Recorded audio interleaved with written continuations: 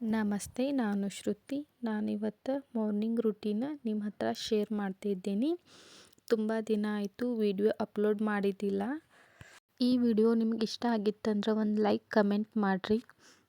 ನೀವು like comment ಮಾಡಿದ್ರಂದ್ರೆ ನನಗೂ video ಮಾಡ್ಲಿಕ್ಕೆ ಇಂಟ್ರೆಸ್ಟ್ ಬರ್ತದೆ, ಅಪ್ಲೋಡದು ಮಾಡ್ತೀನಿ. ಎಲ್ಲ ಬಿಸಿ ಮಾಡಿ ಬಂದ್ ಮಾಡಿದೆ. ಬಂದ್ ಮಾಡೋಕ್ಕೆ ಈ ಕಡೆ ನಮ್ಮ ಅತ್ತಿ ನಮ್ಮ ಪಾಪು ವಾಕಿಂಗ್ ಹೋಗಿ ಬಂದಿದ್ರು. ಅವ್ರಿಗೆ ಬಾಗ್ಲ ತೆಗೆದೆ.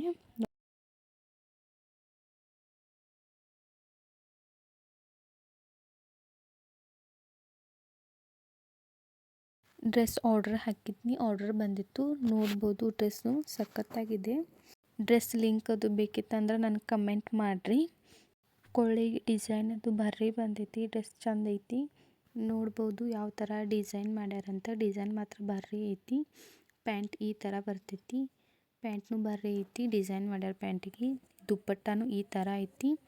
ನೋಡ್ಬೋದು. ಈಗ ಎಗ್ ಕರಿ ರೆಸಿಪಿ ಶೇರ್ ಮಾಡ್ತೀನಿ.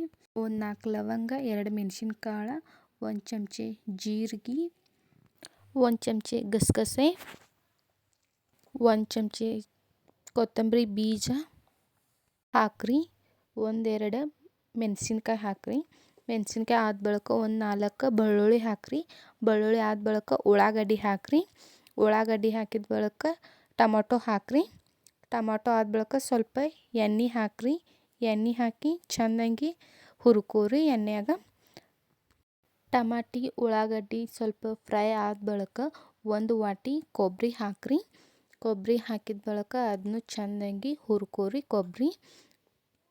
ಕೊಬ್ಬರಿ ಹುರಿದಿದ್ದು ಆದ ಬಳಿಕ ಒಂದು ಮಿಕ್ಸರ್ ಬಾಂಡೆ ತಗೋರಿ. ಮಿಕ್ಸರ್ ಬಾಂಡೆದಾಗ ನಾವೇನು ಹುರಿದಿರ್ತದಲ್ಲ ಮಸಾಲ ಹಾಕ್ರಿ. ಅದು ಹಾಕಿದ ಬಳಿಕ ಸ್ವಲ್ಪ ಕೊತ್ತಂಬರಿ ಹಾಕ್ರಿ. ಕೊತ್ತಂಬರಿ ಆದ ಬಳಿಕ ಅರಿಶಿನ ಪುಡಿ ಹಾಕ್ರಿ. 1 ಚಮಚೆ ಲಾಲ್ ಮಸಾಲ ಹಾಕ್ರಿ. 1 ಚಮಚೆ ಗರಂ ಮಸಾಲ ಹಾಕ್ರಿ. 1 ಚಮಚೆ ಧನಿಯಾ ಪುಡಿ ಹಾಕ್ರಿ. ಅದನ್ನ ಚೆನ್ನಾಗಿ ಮಿಕ್ಸರ್ದಾಗ ಪೇಸ್ಟ್ ಮಾಡ್ಕೋರಿ. ತತ್ತಿನ ಮೊದಲು ಬಾಯ್ಲ್ ಮಾಡಿ ತೆಗೆದಿಟ್ಟಿದ್ನಿ. ಈ ಥರ ಪೀಸ್ ಮಾಡ್ಕೋರಿ. ತತ್ತಿ ಎಲ್ಲನೂ ಈ ಥರ ಪೀಸ್ ಮಾಡ್ಕೊಂಡು ಆದ ಬಳಿಕ ಕಡಾಯಾಗ ಎಣ್ಣೆ ಹಾಕ್ರಿ. ಎಣ್ಣೆ ಬಿಸಿ ಆದ ಬಳಿಕ ಲಾಲ್ ಮಸಾಲ ಇರ್ತದಲ್ಲ, ಲಾಲ್ ಮಸಾಲ ಹಾಕ್ರಿ. ಅದು ಎಣ್ಣೆಯಾಗ ಚೆಂದಾಗಿ ಹುರ್ಕೋರಿ. ಅದು ಹುರಿದಿದ್ದಾದ ಬಳಿಕ ನಾವೇನು ಪೇಸ್ಟ್ ಮಾಡಿರ್ತೀವಲ್ಲ ಆ ಪೇಸ್ಟ್ ಹಾಕಿ ಅದನ್ನು ಚೆಂದಾಗಿ ಮಿಕ್ಸ್ ಮಾಡ್ಕೋರಿ. ಮಸಾಲೆ ಎಲ್ಲ ಮಿಕ್ಸ್ ಆಗಬೇಕು, ಆ ಥರ ಮಿಕ್ಸ್ ಮಾಡ್ಕೋರಿ ಚೆಂದಾಗಿ. 1 ಚಮಚೆ ಉಪ್ಪು ಹಾಕ್ರಿ. ಉಪ್ಪು ಹಾಕಿ ಮತ್ತು ಚೆಂದಾಗಿ ಅದನ್ನು ಮಿಕ್ಸ್ ಮಾಡ್ಕೋರಿ. ಅದು ಮಿಕ್ಸ್ ಆದ ಬಳಿಕ ಮುಚ್ಚಳ ಮುಚ್ಚಿ ಒಂದು 5 ನಿಮಿಷ ಕುದಿಯಕ್ಕೆ ಬಿಡ್ರಿ. ಕುದ್ದ ಬಳಿಕ ನೋಡ್ಬೋದು ಈ ಥರ ಎಲ್ಲ ಮಸಾಲ ಬಿಡ್ತೈತಿ. ಮಸಾಲ ಬಿಟ್ಟಿದ್ದಾದ ಕ್ವಾಂಟಿಟಿ ನೋಡಿ ಇನ್ನೊಂದು ಸ್ವಲ್ಪ ನೀರು ಹಾಕ್ರಿ.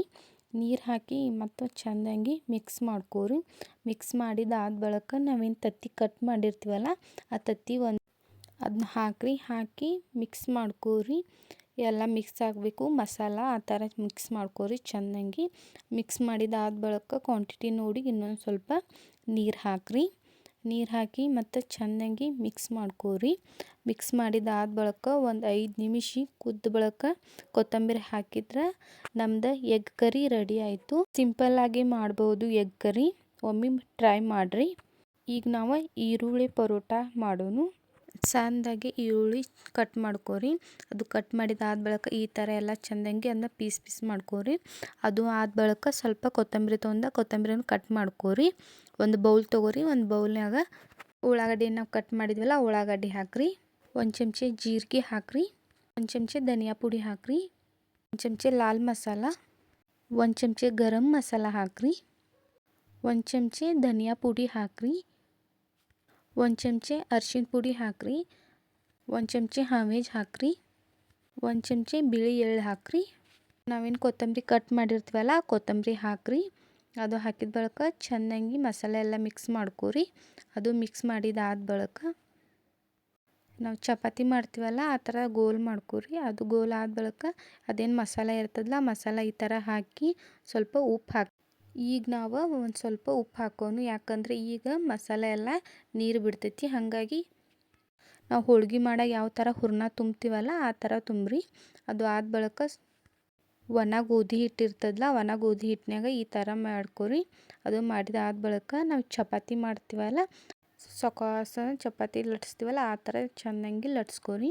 ಅದಾದ ಬಳಿಕ ಗ್ಯಾಸ್ ಮೇಲೆ ತೆವಿ ಇಡ್ರಿ. ತೆವಿ ಬಿಸಿ ಆದ ಬಳಿಕ ಸ್ವಲ್ಪ ಎಣ್ಣೆ ಹಾಕ್ರಿ. ಎಣ್ಣೆ ಹಾಕಿದ ಬಳಿಕ ಇದನ್ನು ಹಾಕ್ರಿ. ಎರಡು ಸೈಡ್ ಬೇಯಿಸ್ಕೊರಿ. ಎರಡು ಸೈಡ್ ಬೇಯಿಸಿದಾದ ಬಳಿಕ ಸ್ವಲ್ಪ ತುಪ್ಪ ಹಚ್ಚಿರಿ. ತುಪ್ಪ ಹಚ್ಚಿ ಆದ ಬಳಿಕ ಬೇಯಿಸ್ಕೊರಿ ಮತ್ತೊಮ್ಮೆ. ಇದು ಬೇಯಿಸಿದ ಬಳಿಕ ಈರುಳ್ಳಿ ಪರೋಟ ಈ ಥರ ಆಗ್ತೈತಿ. ಒಮ್ಮೆ ಟ್ರೈ ಮಾಡಿ ನೋಡಿರಿ. ಟೇಸ್ಟ್ ಮಾತ್ರ ಸಖತ್ತಾಗಿರ್ತೈತಿ. ಟ್ರೈ ಮಾಡಿ ಒಮ್ಮೆ ಕಮೆಂಟ್ ಮಾಡಿರಿ ನೋಡೋಣ ಯಾವ ಥರ ಆಗಿತ್ತಂತ.